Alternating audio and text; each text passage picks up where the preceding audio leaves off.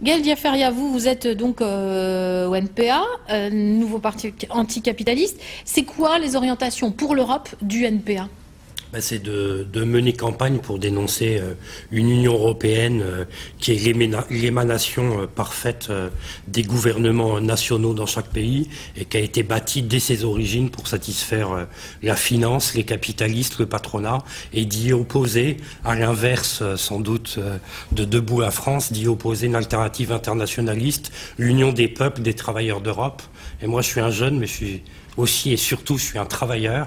Et ce qu'on entend faire dans cette campagne, c'est essayer de faire entendre la voix des classes populaires contre l'union des capitalistes d'Europe. Alors, déjà, est-ce que ça veut dire que vous prônez la sortie de l'Union ou pas?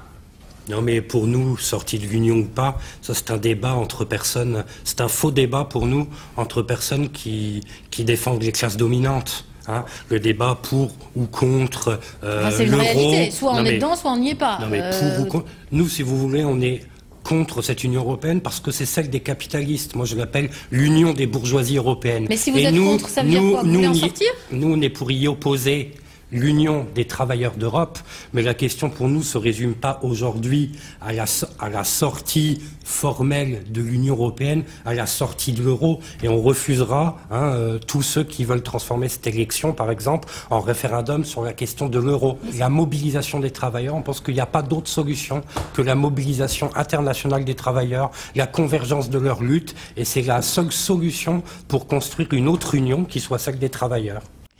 Monsieur Diaferia, si vous êtes élu, vous y allez, vous faites quoi? Et vous faites quoi là-bas? Si j'y suis élu, j'essayerai d'y être les yeux, les oreilles et la voix des travailleurs pour pouvoir rendre compte de ce qui se trame derrière le dos des populations et des classes populaires qui ont rarement quand même accès à ce genre d'institutions, puis pour y porter des revendications comme celle de l'interdiction des licenciements, du partage de travail entre tous, aussi l'exigence de l'ouverture des livres de compte pour que les capitalistes en pleine crise qui sont capables, les entreprises CAC 40 de verser l'année dernière 40 milliards de dividendes aux actionnaires, montrent si elles sont réellement en difficulté, et on verra que de l'argent il y en a pour satisfaire les revendications, pour porter ces revendications et puis pour aussi porter un petit peu une voix des luttes du monde du travail en France et en Europe. Et juste un mot quand même sur l'Europe sociale, c'est l'Arlésienne, etc.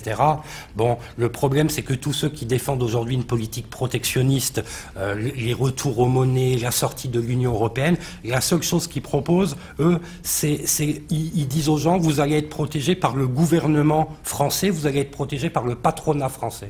Nous, simplement, on dit...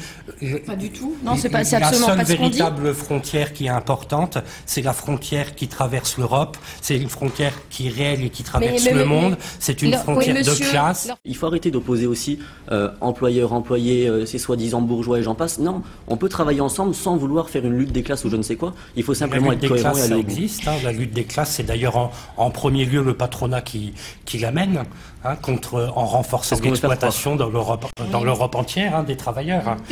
C'est une réalité sociale.